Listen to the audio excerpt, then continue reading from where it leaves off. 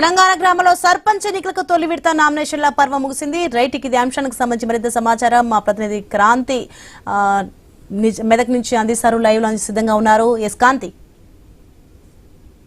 మొదటి విడత సంబంధించి పంచాయతీ రాజ్ ఎన్నికలకు మొదటి విడత సంబంధించి నామినేషన్ గడువు ముగిసింది.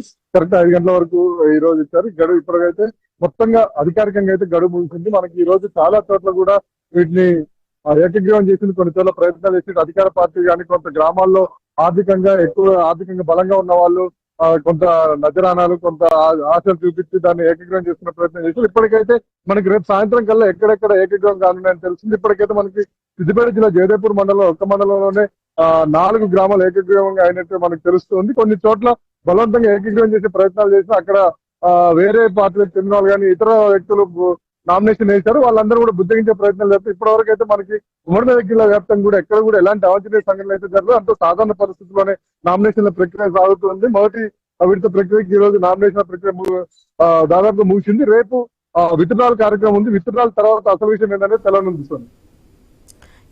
ప్రస్తుతం అక్కడ ఎలా ఉంది పోటీ, కాంపిటీషన్ ఎంతమంది ఉన్నారు, ఏంటి అభ్యర్థులు అసలు?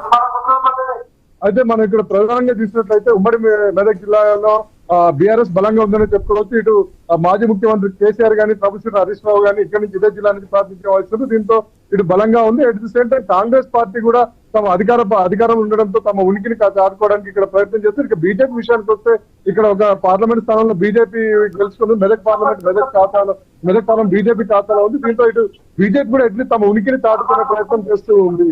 సో మొత్తానికైతే ప్రధానంగా ఈ బీఆర్ఎస్ కాంగ్రెస్ మధ్య ఇక్కడ ఉండే అవకాశం ఉంది. ఇటు సిద్దిపేట జిల్లాలో మాత్రం బీఆర్ఎస్ క్లియర్ గా తన ఆధిపత్యాన్ని ప్రదర్శించే పరిస్థితి మనకు కనిపిస్తుంది. మెదక్ సంగారెడ్డి జిల్లాలో డి అంటే డి అనే పరిస్థితిలో ఉండే అవకాశం ఉంది.